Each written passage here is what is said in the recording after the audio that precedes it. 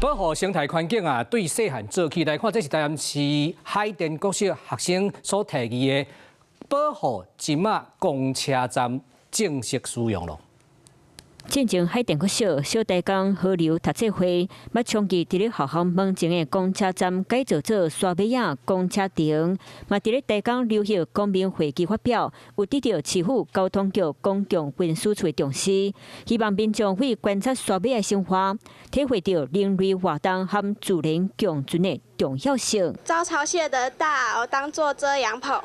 遮陽棚上裝置太陽能板。結合山海圳和沙尾仔生態的在地元素，用沙尾仔的金馬公、江草、校車亭的駐點，這座公車亭嘛，在咧山海圳國家綠島非常有意義。代表咱台南、咱台江推動教育、